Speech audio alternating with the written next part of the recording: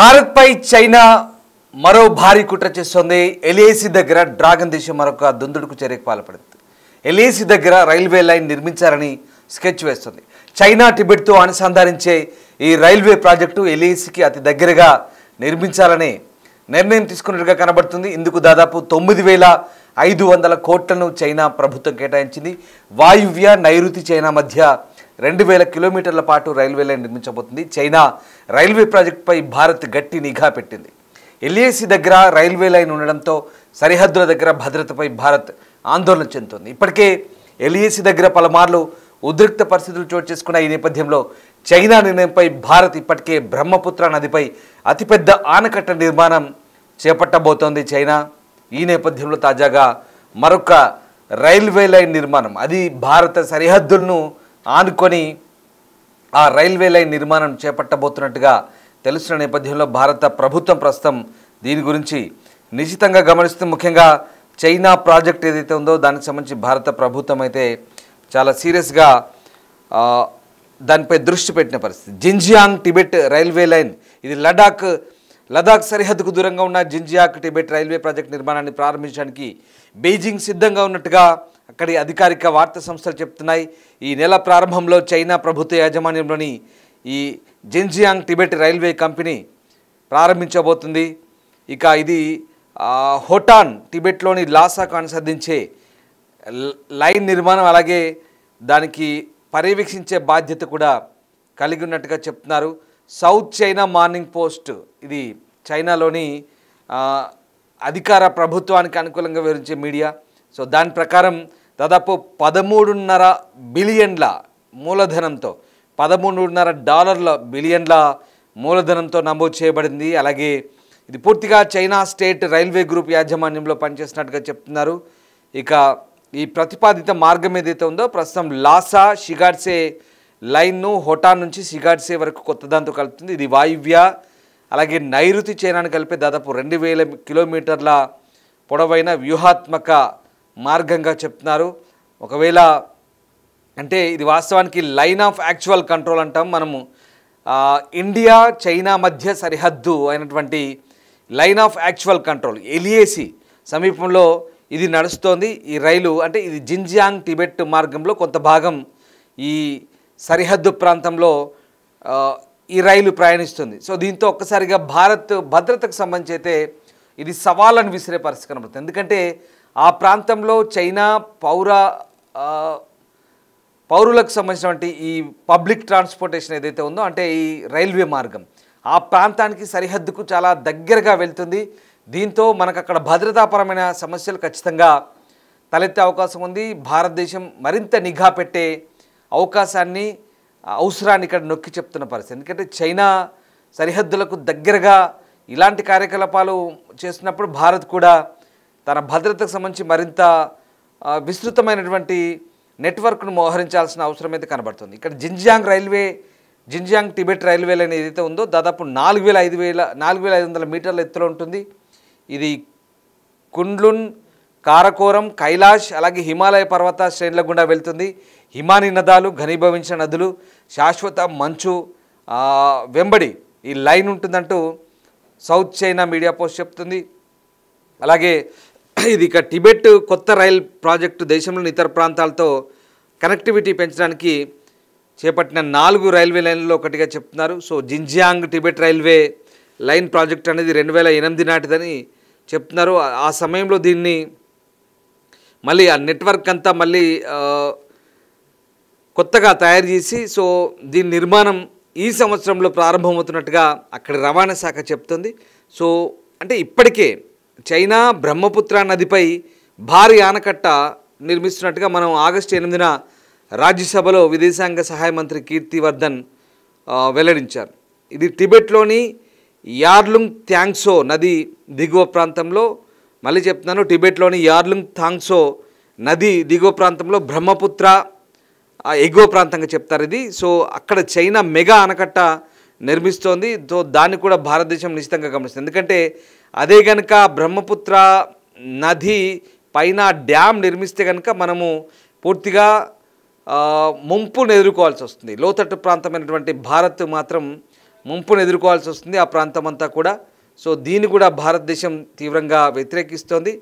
ఇప్పటికే ఈ అంశాలకు సంబంధించి చైనాకు అభ్యంతరాలు కూడా చెప్పిన పరిస్థితి. ఇప్పుడు అదొక ఎత్తైతే మళ్ళీ మన భారత సరిహద్దులను కలుపుతూ మరొక రైల్వే ప్రాజెక్టు, ఇవన్నీ కూడా చైనా చేసినటువంటి ఈ ఎత్తుగడలు, ముఖ్యంగా సరిహద్దుల్లో ఆ కనెక్టివిటీ పెంచుకోవడానికి చైనా చేసిన ప్రయత్నాలు భారత్కు ముప్పనే చెప్పాలి ఒక రకంగా. ఎందుకంటే line of actual control, so ఇది భారతదేన వాస్తవాధీన నియంత్రణ రేఖ ఏదైతే ఉందో, ఇక్కడ ఆ ప్రాంతంలో ఈ రైల్వే ప్రాజెక్ట్ నిర్మించడం ద్వారా చైనాకు కలిసి వస్తుందేమో, కానీ భారత్కైతే పూర్తిగా ఇది భద్రతాపరమైన ఆందోళన చేసే అంశాలే. సో ఆ రకంగా దాదాపు 13.5 బిలియన్ అమెరికన్ డాలర్స్ అంటే 95 బిలియన్ యువాన్లు, అంటే చైనా కరెన్సీ ప్రకారం 95 బిలియన్ యువాన్లు అంటే దాదాపు చాలా కొన్ని కోట్ల అయి ఉంటుంది. దాదాపుగా 13.5 బిలియన్ అంటే ఒకసారి మీరు ఊహించుకోండి అమెరికన్ డాలర్స్ ఎంత ఉంటుందో. సో ఆ రకంగా 5,000 కిలోమీటర్ల, అంటే ఇప్పుడు ఇది 2035 నాటికి లాసా చుట్టూ ఉన్నటువంటి 5,000 కిలోమీటర్ల పీఠభూమి రైల్ ఫ్రేమ్వర్క్ అంతా చేయబడింది. సో ఇది చాలా ప్రిస్టేజియస్గా తీసుకుంటుంది చైనా. అంటే ఇది రెండు దేశాల మధ్య వాస్తవ సరిహద్దు అయినటువంటి చైనా భారత్ వాస్తవ నియంత్రణ రేఖకు దగ్గరగా వెళ్తాయి.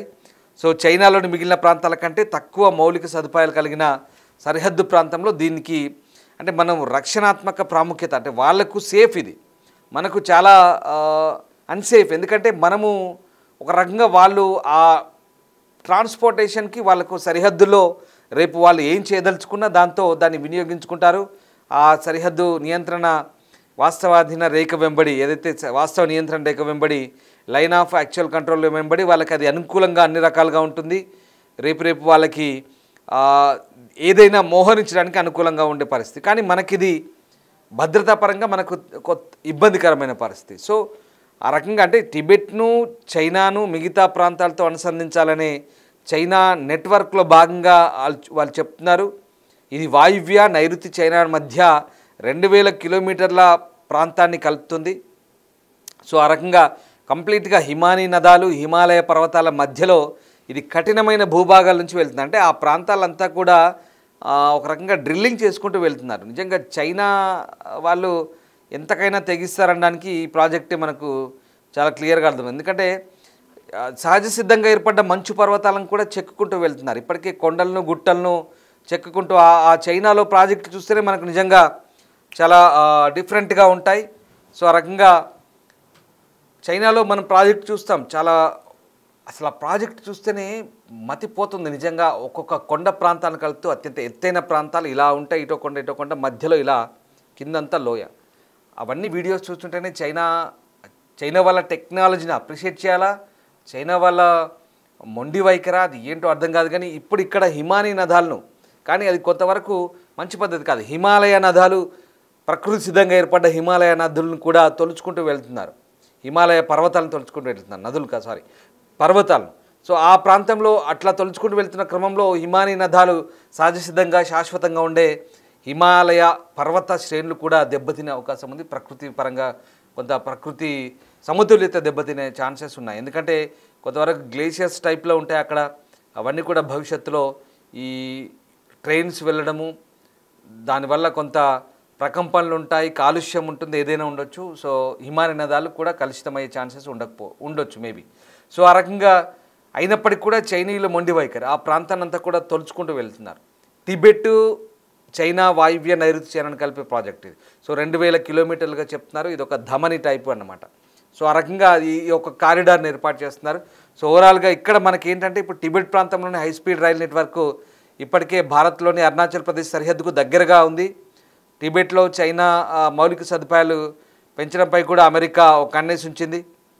అంటే ఇక్కడ మనం ఏంటంటే ఓవరాల్గా ఇప్పుడు వివాదాస్పద అక్సాయ్ చిన్ ప్రాంతం గుండా వెళ్ళే జిన్జియాంగ్ టిబెట్ హైవేపై ఇతర మౌలిక సదుపాయ ప్రాజెక్టుతో పాటు రైలు మార్గం భారతదేశంలో ఖచ్చితంగా టెన్షన్స్ పెంచే ప్రాజెక్ట్ ఇది. ఎందుకంటే చారిత్రక ఒప్పందాల ఆధారంగా భారతదేశం తన భూభాగంలో భావించే ఈ అక్సాయ్ చిన్ 1962 చైనా భారత్ యుద్ధంలో ఒక ప్రధాన ఘర్షణాత్మక ప్రదేశం. ఎల్ఏసి సమీపంలో మౌలిక సదుపాయాల అభివృద్ధి ప్రాంతంలో చైనా రక్షణ సామర్థ్యాలను పెంచడానికి భావిస్తున్నారు. దీన్ని భారతదేశం చాలా ఖచ్చితంగా వ్యతిరేకించే పరిస్థితి. నేను అదే చెప్తాను మొదటి నుంచి కూడా. మనకు రక్షణ పరంగా ముప్పు కలిగించే అంశం, వాళ్ళకు రక్షణ పరంగా కలిగొచ్చే అంశం, ఎందుకంటే కలిసి వచ్చే అంశం. ఎందుకంటే వాళ్లకు ఒకవేళ వాళ్ళ సైనికుల్ని మోహరించాలన్నా, యుద్ధ సామాగ్రిని మోహరించాలన్నా క్షణాల్లో వాళ్ళ హై స్పీడ్ రైల్స్ వచ్చేస్తాయి, మోహరించిపోతారు.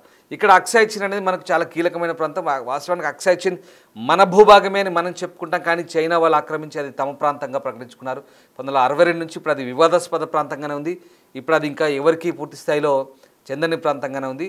అదంతా కూడా అరుణాచల్ ప్రదేశ్లోని భారత భూభాగం, కానీ దాన్ని LAC line of actual control అంటారు. సో వాస్తవ నియంత్రణ రేఖ వెంబడి అది కొనసాగుతుంది. ఇప్పటికే అరుణాచల్ ప్రదేశ్కు దగ్గరగా ఈ ప్రాజెక్ట్ నిర్మితమవుతుంది కాబట్టి రక్షణ పరంగా మనకు చాలా సవాళ్ళు ఉంటాయి. సో దీన్ని భారత ప్రభుత్వం గమనిస్తుంది, అమెరికా కూడా గమనిస్తుంది. ఏదేమైనా చైనా తెగింపు ఎక్కడికంటే ఇదంతా కుట్ర, చైనీలు చేస్తున్న కుట్రలు మామూలు కావు.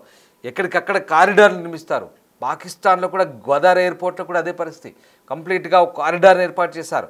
లాహోర్ మీదుగా వెళ్తుంది, కరాచీ మీదుగా ఆ గదర్ ఎయిర్పోర్ట్ పోర్ట్ ఏదైతే ఉందో, ఎయిర్పోర్ట్ కాదు పోర్టు, సీ పోర్ట్ ఏదైతే ఉందో అక్కడి నుంచి గదర్ పోర్టు మీదుగా చైనా వరకు డైరెక్ట్ కారిడార్ ఏర్పాటు చేసుకున్నారు. మధ్యలో బలూచిస్తాన్లో ఉన్నటువంటి ఆ గదర్ పోర్ట్లో బలూచిస్తాన్లోనే స్థానికులను ఎవరిని పక్కకు రానివారు. ఆ ప్రాంతంలో అసలు వాళ్ళకి హక్కులు లేకుండా పోయినాయి. ఇలాంటి కుట్రలు చైనా వాళ్ళు చాలా చేస్తుంటారు. సో ఏదేమైనా చైనీలు మరొక కుట్రకు పాల్పడ్డారంటే మనకు అర్థమవుతుంది. ఇది ఈ సంవత్సరంలోనే ప్రారంభమవుతుందని చెప్తున్నారు, త్వరలోనే. సో దీని గురించి మరి భారత్ ఎలాంటి అభ్యంతరాలు ఉంటాయి? అండ్ మోర్ ఓవర్ భారత ప్రధాని చైనా పర్యటనకు వెళ్తున్నారు ఈ నెలాఖరులో. సో ఏమైనా ఈ అంశం చర్చకు వస్తుందా, లేదా ఇది యథావిధిగా చైనా కొనసాగిస్తుందా? సో సరిహద్దు ఉద్రిక్తలకు సంబంధించి భారత్ చైనా ఇప్పుడు చైనా పర్యటనకు ప్రధాని వెళ్తున్నారు కాబట్టి ఈ నెలాఖరులో మరి వాణిజ్య అంశాలతో పాటు, టారిఫ్ల అంశాలతో పాటు, ముఖ్యంగా చైనా భారత్ సరిహద్దు అంశాలు ఎప్పుడు వెళ్తున్నాడు మోదీ ఈ నెలాఖరులో? ఎందుకు దీనికి ఇంత ఇంపార్టెన్స్ ఉందంటే, మనము గల్వాన్ లోయలో జరిగిన ఘటన, మన అమరుడైనటువంటి సంతోష్, కెప్టెన్ సంతోష్ తెలుసు కదా, మిరియాలు కూడా అక్కడే చనిపోయారు ఆయన. సో ఈ గల్వాన్ లోయ ప్రాంతంలో జరిగిన ఘటన, దాని తర్వాత ఈ ఘటన తర్వాత మన ఇండియన్ ప్రైమ్ మినిస్టర్ చైనాకు వెళ్ళడం అంటే అప్పటి నుంచి కూడా మోదీయే ఉన్నారు అధికారంలో. సో మళ్ళీ దాని తర్వాత చైనాకు వెళ్ళడం ఇదే తొలిసారి. సో ఆ రకంగా ఇది ఉద్రిక్తతల తర్వాత చేస్తున్న మొదటి పర్యటన. అండ్ ఎందుకు చెప్తున్నాను ఇవన్నీ అంటే, ఎందుకు గుర్తు చేస్తున్నానంటే, ఇప్పుడు ఈ సరిహద్దు అంశాలన్నీ కూడా చర్చకు వస్తాయా, భద్రతాపరమైన అంశాలు వస్తాయా, మన అభ్యంతరాలన్నీ మనం వాళ్ళకి చెప్తామా, మరి వాళ్ళు పెడచెవిన పెడతారా, వింటారా, సానుకూలంగా ఉంటుందా పరిస్థితి ఏంటనేది మనం ఎలాంటి నిర్ణయాలు తీసుకోబోతామన్నది ఒక రకంగా ఆసక్తికరంగా ఉంది. ఏదేమైనా ఇవన్నిటిని కూడా భారత్ ఒక కన్నేసి ఉంచడం వరకేనా, లేదంటే మనం కూడా ప్రతీకారంగా ఇంకేదైనా చర్యలు ఉంటాయనేది వేచి చూడాల్సిందే.